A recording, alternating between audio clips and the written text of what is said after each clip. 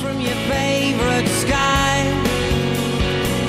From your favourite sky. You're listening to XS Manchester. I'm Clint Boon. My guest today, a man whose name has come to the forefront more than ever. He's been respected as a politician for many years, but in Manchester, his name's come to prominence in recent months because he's been elected as the mayor of the city. I have trouble saying the word mayor, by the way. I'm from Oldham.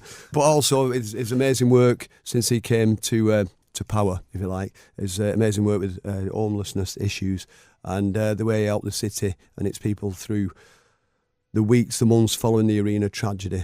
I've got with me in the studio, and I'm very privileged, Mr. Andy Burnham. How are you? I'm good, thanks, Clint, and thank you. That's a kind introduction. It's how we all feel. We're very privileged to have you involved in this today, and we're here mainly to talk about music. We will touch on politics, or not even politics. It's Manchester. It's Manchester we're talking about. Yeah, it's not political issues as such, but it's mainly about Manchester because mainly about music, because it's well known that you are a mad music fan. So we're going to talk first of all about how that love started. I know you were born in 1970. Yeah. What are your earliest memories of falling in love with music? What was the stuff that inspired you? I better start with an admission, haven't I? Born in Liverpool. I think people may have picked it up by now. But when I was one, my dad got a job in Manchester, so we moved halfway. But being in a home with two Scouse parents, Beatles, a lot of the Liverpool stuff. But it was in the early then mid 80s. Me and my brother started to ears started to pick up from what was going on over here, and we started to come into Manchester more and more, and really kind of caught the wave. I think, Clint, is the best way to describe it. I can remember going into Piccadilly Records and picking up Hatful of Hollow and buying it and coming back on the bus to Lee with it and reading all the notes and everything. And I can remember that very vividly. So I was lucky, really, to be in and around the city in that era. Yeah, because Lee's right in between Liverpool and Manchester, obviously. So you were an honorary Mancunian, now you're an official Mancunian. We're having you, regardless of what the Scousers say. We're going to be playing an hour of music. We had I Am Clute there just opening the show from my favourite Sky. That's one of your favourite bands, is it, Clute? Yeah, I love them. I only more recently got into them, probably in the last 5 years, but saw them at a festival in Yorkshire about 4 or 5 years ago. I remember that song particularly, the night was drawing in and they played that song. It was actually the night that Amy Winehouse died, actually. It just sticks in my mind, it was a really vivid experience, actually. And they're a great band, aren't they? They're one of those bands, I think, unsung. I think they're a great Manchester band, and I always felt they needed maybe a bit more credit than they get. I do think that their time is yet to come. They've had some amazing moments so far, but yeah, I think I Am Clute will be up there with the mate's elbow at some point, I'm sure. Are we enjoying the new job so far, Andy? You only started in May, didn't you? Do you know what, Clint? I'm loving it. I've not spent a minute where I think, I wish I was back in Westminster. I feel so privileged to be doing the job in a city, in a region like the one that we live in. The support I'm getting from people is great. I just hope I can repay it. I believe in this place in the north of England, always have done.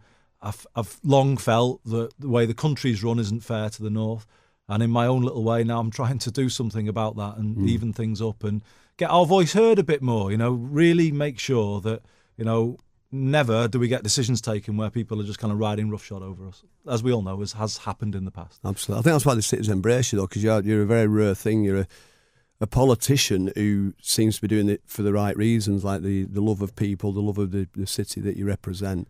And that's why we've all embraced you. It's a rare thing. That's to say that. I mean, I was obviously in politics for a long time, as you said, and was in government in the Labour years. And I kind of, if I'm honest, went on a bit of a personal journey through those years. I kind of, at one point you're young, you're trying to get on and you build your career, but things I started to question, and I suppose it all came to a head in 2009 when I went back to my city of my birth for the anniversary of the Hillsborough disaster, and I knew that day, as somebody from the Northwest, I had nothing to say to the people there, and I knew the government I was in hadn't done anything for them. And, in terms of the journey I've been on, Clint, that I suppose was the kind of moment of, really quite profound change. I was going to say profound is a word that popped right up in my head then, so yeah, that's a quite life-changing moment, isn't it, for you as a politician and for the city as well, obviously, Liverpool. Let's get back to music. I always say music's such a great healer, and we saw that after the arena tragedy, how music just brought people together again and helped us to get on with stuff. So we're going to keep this music base, this hour of entertainment with Mr. Burnham today. We're going to play a track by Buzzcocks. So you being born in 1970, I reckon that the punk scene was probably the first music that really affected you. You mentioned the Boomtown Rats. I should have gone earlier, shouldn't I? Yeah. I primary school, punk was massive for us. You know, we were really into it. We all had the Sex Pistols EP. Was it an EP? I shouldn't really say it on the radio, but it was called Friggin' in the Riggin', wasn't it? And everyone had it. Remember that? You used to have to hide it from your mum in case your mum found it and played it. And and I bought that. I had Clash singles, but I did go down to the record shop in a little place called Culcheth where I grew up. There used to be a little record shop, and I remember picking up this single. Had like a love art on the front, Ever Fallen in Love, the Buzzcocks. I'd heard it on Top of the Pops. Immediately loved it, and that's why I picked this. And I had the privilege of seeing the Buzzcocks in 1976. My first punk gig was Buzzcocks, Johnny Thunder's Heartbreakers, The Clash, and the Sex Pistols at the Electric Circus in Collyhurst, December '76, and it completely changed my life forever. It was never the same after that. Let's have some Buzzcocks right now. This is Ever Fall in Love with Someone, and it's courtesy of Mr. Andy Burnham. Let's have it.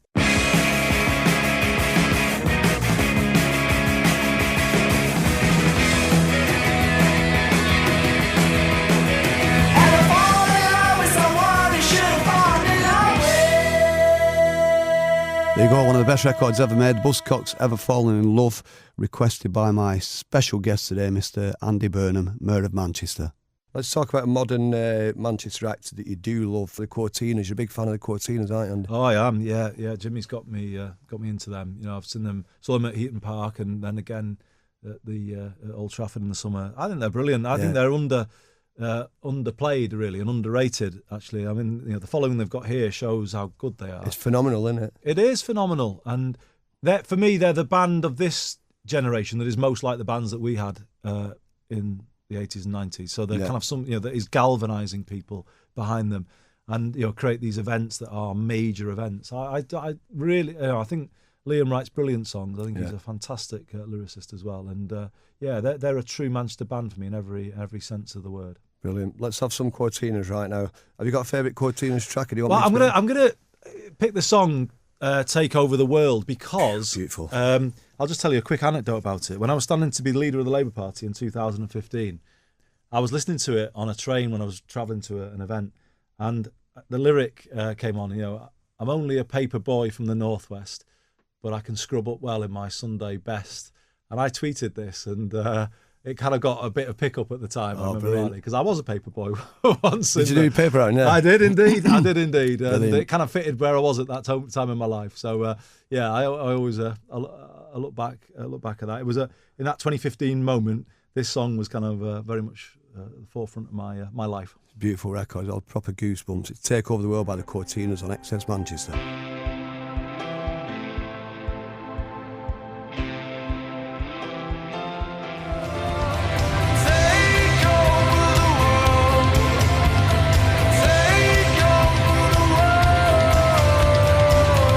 Listen to XS Manchester, that was the Quartinas with "Take Over the World," another one of the favourite records of my guest today, Mr. Andy Burnham, the Mayor of Manchester. Sounding good so far, Andy? Are you enjoying it? I'm loving it, Clint, yeah. Hopefully people approve of the tunes, but... they will, believe me, they will. Yeah. Tell you what, if I didn't think you had an impeccable taste of music, I wouldn't have invited you in. I wouldn't be sitting in this chair now, would I? I love you as a politician as well, but your music, it's always nice when you read you read about people, politicians, actors, whatever, and you suddenly realise these guys have got amazing taste in music. It was formative for me. I mean, I've said to you before, I saw you and the lads playing in Spirals, playing St Helens in the mid '80s. I saw the Smiths at Salford University. I was very, very lucky, because it was happening just at the right age for me, and it was formative. Absolutely, it's why I'm still passionate about it all today. So going back to when you were a kid, then, was your main desire then, or would it have been? Did you dream about being a pop star rather than a politician, or did politics sort of come into your mind early on? They reckon every politician's a failed rock star, don't they? That's what they say, And they also say that politics is show business for ugly people. I mean, that's the other thing. But yeah, absolutely. I was a bass player in a band at school. Actually went to school in Newton Willows, which is where my school was a band called FBI. I don't know if people know this kind of story, but Rick Astley was the lead singer of this Oh, band, really? FBI at my school. Yeah. And did you play bass in that band? Or was that another No, band? I was aspiring to. I was a bit younger than FBI, but we used to sort of watch them recording, or kind of rehearsing every day. And so, the music was kind of, everyone kind of wanted to be in a band in those days. You kind of thought that was maybe something that, I don't think these days people do think that in the same way, do they? I mean, I think you had it easier in those days in that, you had Tony Wilson who would stick people on the end of Granada Reports. There were kind of, Top of the Pops was on more, I don't know, you had ways in which bands could break through, whereas now it just does seem a lot harder to me. It's still there, it's just more fragmented. Yeah. There's a lot of people doing what Tony Wilson does and what John Peel did, Yeah. I like to think I'm part of that new sort of team of people that helped that to happen. There's still ways through it, and it does still happen. You still get some really beautiful little fairy tale stories, these dreams coming true for local lads like Blossoms and that's brilliant Cabbage, story, and it still does happen, but it's not quite as straightforward as it used to be, where you could knock on a door, or you could wait outside the BBC for John Peel to turn up in the afternoon for his show and give him a tape. And that night he'd play it, you know what I mean? It is why what you're doing is so important. Absolutely, we've got to do our best to inspire the next generation to do the right thing. You've got to inspire them to get into politics or whatever, and I've hopefully got to inspire them to get into being a radio presenter or a musician. Anyway, let's have some more music. Another one of your favourite bands, Happy Mondays. Time now for this. This is Kinky Afro on XS Manchester.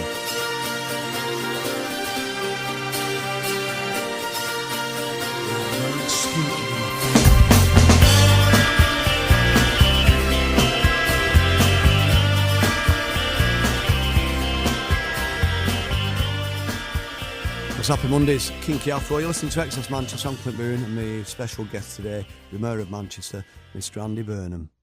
So tell me about MP4.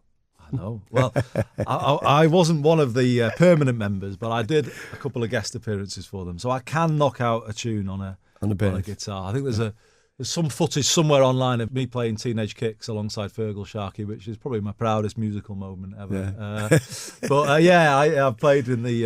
It just sounds unbelievably, deeply untrendy, doesn't it? And when I read it, I thought that. When I read about it, I thought that's well, untrendy. So it was a parliamentary rock band. It was MPs. Was that right? It was all MPs. That's what it is. Different cover version. MP4. So it's all of the things he probably thought it was, but it was still a bit of something to go on the stage at the Albert Hall with them. So yeah, amazing. And can you still play? Do you still play guitar, 6-string? Yeah, I can. Only in a very basic way, but my son's pretty good actually. He's a high standard, so I've encouraged him to play. But yeah, at Christmas I will knock out the Wild Rover. And Sally McLennan on my guitar, and we'll have a bit of a sing-song, but that's probably about as much as it goes these We should days. get you in sometime for another visit and do a little session. That'd be amazing, wouldn't it? Tonight's his session.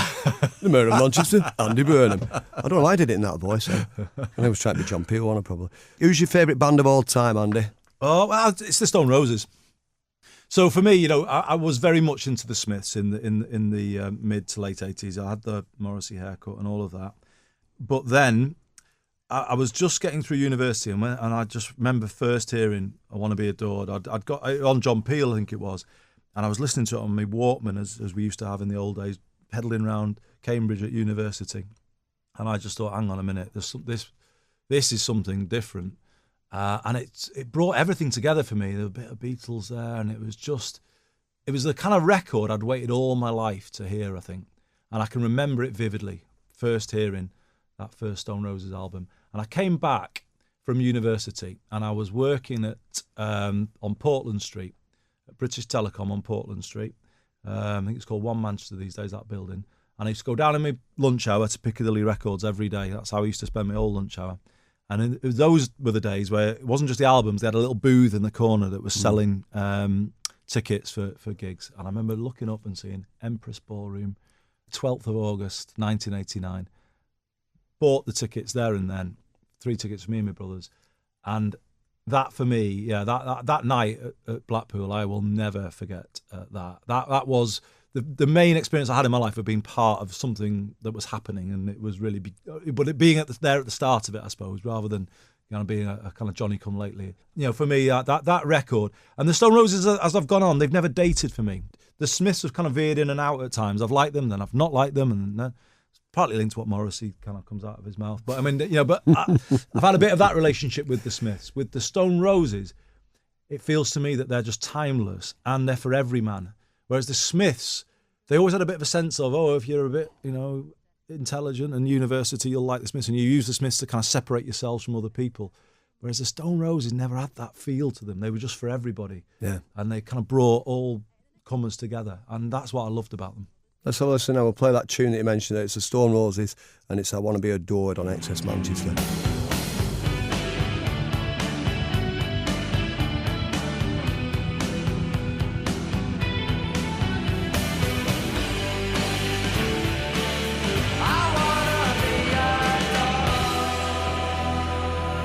You listen to XS Manchester. I'm Clint Boon, and my very special guest today, Andy Burnham. Yes, that's right, Andy Burnham, the Mayor of Manchester. We had the Stone Roses there. You were saying you went to the Eaton Park gig. One of your fondest memories of a gig? It was, because obviously it was a moment we'd all waited for. I went on the Friday night. I can remember it being quite a kind of cloudy, kind of overcast night, quite dramatic sky. And the great thing about it was we had my son Jimmy with me, and my brother Nick had his son Joe with him. So we kind of had the new generation with us, and they'd grown up as kids with them on in the car all the time. So they were as into them as we were.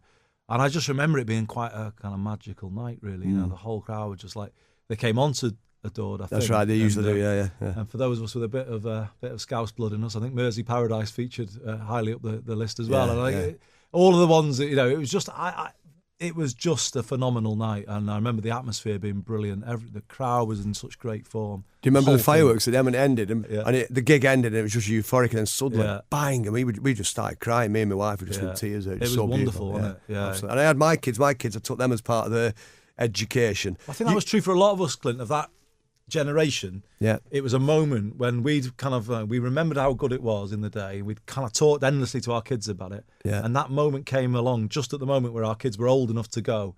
And I had lots of mates who did that. And yeah, that was it kind of joined the generations that night, didn't it? Lovely night. It's nice generally. Rock and roll's getting old, and it's. I DJ in South every Saturday night in Manchester. Been doing it for 16 years, and people who've been coming for years have started bringing their kids who are now turning 18. Yeah, and I was like, Clint, this is my daughter, my son. But then other kids are coming and bringing the mums and dads to meet me in South, because it's like the industry's getting old, rock and roll's getting old, and brilliant. One of my greatest joys now of being out of London and being in this role is like my son, who, as I said before, is massively into his music. He's forever saying to me, or somebody on at the Deaf Institute, or somebody on at at Gorilla, can you go? He always says, can you sort it out? And it gives me like literally 4 hours notice or something. But so we go out together, and it's one of the nicest things to do, to go to gigs like that with your son or your daughter. And we went to see a band called Big Thief at the Deaf Institute a couple of weeks ago, and it was fantastic. And it's just that is one of the most enjoyable things, I think, in terms of my new life. I just love doing that. How old are your kids, Andy? So Jim's 17, just going nearly 18. Rosie's 15, Annie's 12. All of them into their music. Right, and yeah, it's nice when it's sort of it's something that you've got in common with them. And are they introducing you to new music? They are, yeah. Jimmy particularly is forever, putting new bands my way. Went to see Whitney with him at Gorilla. What would that be, about a year ago or something? We're both very much into Bill Ryder Jones. I don't know if you know Bill, but he was on the Coral, wasn't he? Going back a number of years ago. So saw him as well not long ago. So yeah, he's forever throwing these kind of new names my way, and I like that. Keeps me. Rather than all of us just trading on the past, I think we need to keep it fresh, don't we? What about the new Gallagher music? Have you been keeping up to date with Liam and Noel's output? Noel's definitely, yeah. Less so Liam's album. I keep meaning to sort of download it and have a listen. I hear good reviews about it, and thoroughly entertained by his Twitter output. But I must. It's on my list to download. Yeah, it's great. They're both great albums. What about the new Morrissey album then? Have you treated yourself to that yet? Well, you know what? I touched on this a moment ago. No is the answer to that. Right. He's had a bit of a pop in my direction once or twice. Not because of that, but it just, I can't. I don't know. Maybe this is me, and maybe this is the politician in me, but I can't separate the person from the music. I honestly can't. Well, he's an incredibly talented bloke, isn't he? And I think it's wrong for to say to dismiss it all, because what he created back then was something incredible, wasn't it? Yeah. And the groundswell around him and myself. And I often think that maybe this is a daft thing to say, but it feels true to me.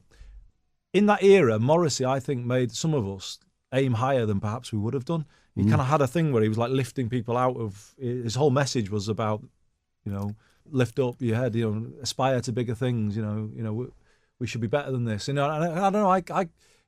Morrissey was a big influence on me in my kind of middle teenage years in terms of kind of stretching myself and kind of reading things I wouldn't have read. And do you know what I'm saying? When Absolutely. I say With something from the Smiths, it's going to be This Charming Man on XS Manchester.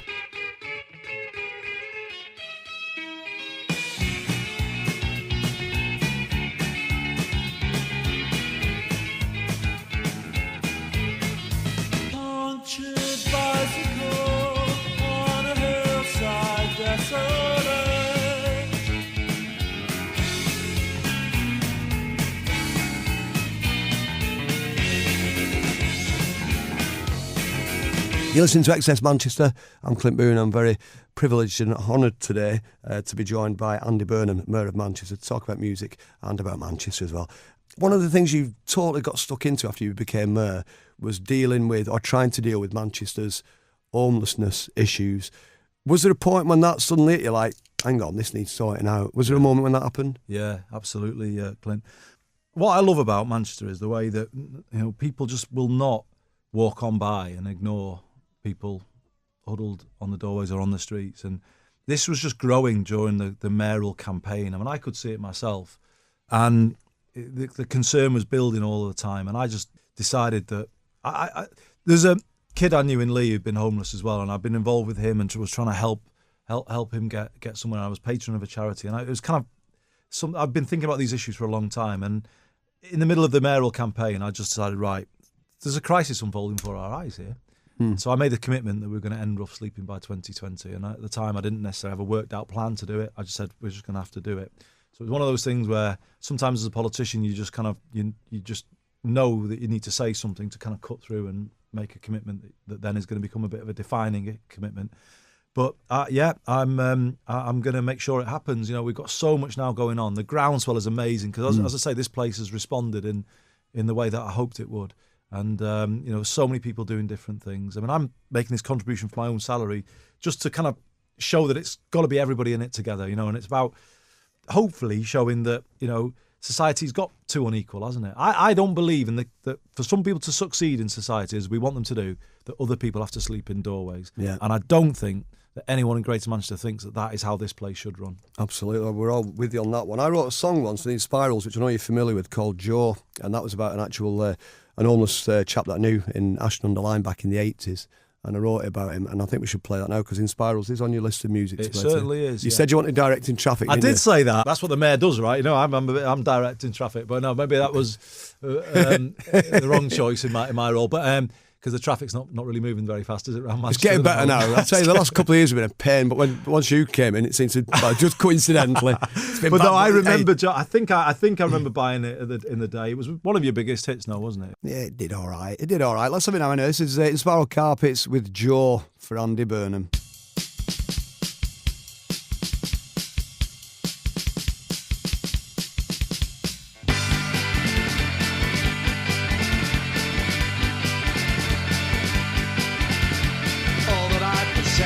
Is my existence vagrant more or less?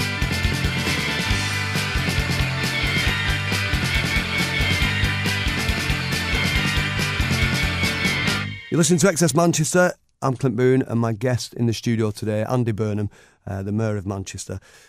Quick question for you, Andy. Do you see yourself ever representing the country as a whole rather than just representing us Manx? Would you see yourself getting back into that? Well, I think that ship has sailed in that I did stand to be leader of the Labour Party and didn't win. And, I think Jeremy Corbyn, you could say now rightly won because, he's really brought a kind of groundswell and there's a big movement there. And I kind of feel maybe I've ended in, the right job, really, the right job for me. I am passionate about this city, Greater Manchester, the Northwest. I am. It's in the end, it's been the thing that's defined me. And in some way I was a fish out of water in Westminster for that reason. Because it isn't and doesn't think about here. It's kind of, it is the London set that run things. I always kind of felt, never felt accepted by the media crowd or, they just have it runs by different rules down there. And while I tried to kind of make my way there, it wasn't in the end my world. Whereas I do feel this is my world. And as I was saying a moment before, I kind of feel lucky that people are kind of with me or I get a sense that we're doing this together. And for me, what I would like to make my defining thing is getting the North's voice heard more loudly. Yeah. Stop them treating us as second-class citizens. Let's stand up on our own 2 feet and rebalance this country a bit. And I'm more passionate about that than anything else. We had a moment, I think 5th of May was when he started work, and within 2.5 weeks we were thrown into one of the darkest chapters of Manchester history, and you were right in the middle of that. I'm talking about the arena tragedy, obviously. And I mean, publicly, you handled it impeccably. You were brilliant. You're just what the city needed. You're that person that we could all look at and see what we needed to do next, and you got us through some great things. What was it like for you personally? Behind the public image of what you had to get out and do, how did it affect you personally? Well, oh my goodness, I mean, it, in a massive way, Clint. I mean, it's very nice what you said. I mean, I remember, like everybody, hearing the news and just feeling utterly sick to the pit of my stomach, and not knowing that the moment then, I just thought, what do we do? What do I do? How do we respond to this? Obviously didn't sleep that night. Probably many people didn't. Drove into Manchester about 4:30, 5 o'clock, and went into the building that we've got on Oxford Street and Oxford Road, at the bit nearer the library. And one thing I remember very vividly was the number of people that were in and already there, and that mattered. And as I started to go around the streets, people were coming up to me, sort of saying, "Right, you okay?" And there was a kind of regard. Immediately I felt people behind me. And that's kind of helped me. It wasn't me just sort of deciding on my own. There were people around who, and that's what's great, isn't it, about Greater Manchester, the strength of the relationships, the partnership, the solidarity. It was there, and I felt it, and because of that, I think it helped me respond then in the way that I did. And I knew I was, responsible for leading an incredible place, but I really will look back on that day and that moment as a kind of time, and I felt it in a kind of awesome power of this place in terms of the solidarity, the way it backs people up. It was and as you say, the darkest of times, and it will remain so. And as we get towards Christmas, we think of the families, those injured, those still recovering. It's it never gets easier for them, I don't think. All I would say is, we will, this isn't just responding in the moment. I continue to meet the families because, in my view, they're forever part of Manchester. It's our job to look after them, and we will. And we'll continue to respond in the right way. And in my view, the right way is not to let extremists, terrorists of any kind divide us, make us change who we are, how we live our lives. I thought it was great that we went back out to those big events in the city. Straight after. Music is the lifeblood of this place. I think not just me, the way everybody responded, Clint, was unbelievable. And really, it was the best response to terrorism, because terrorism is designed to divide. It's designed to create a cycle of violence. And there's a kind of savviness of people here. Just, all right, we're not letting you, we're going to do exactly what you don't want us to do. And that is not hate each other, stand together, and that's what Manchester did. Make the music even louder and keep correct, and that was wonderful. Like Richard Ashcroft once said, music is power. It is, isn't it? And it's raw power, it's emotional power. It's like, you can't capture it through anything else. I can make 100 speeches and not get anywhere near what that one person did when they started up that Don't Look Back in Anger in St Anne's Square. I was there. Anybody who was there will never forget it. Yeah. The power of music in those moments far transcends anything that politics or practically any other form of the arts or media can do. Keep up the great work, Andy Burnham. Keep Thanks, up Glenn. that love of music as well. It's a beautiful thing. Absolutely is. See you soon, brother.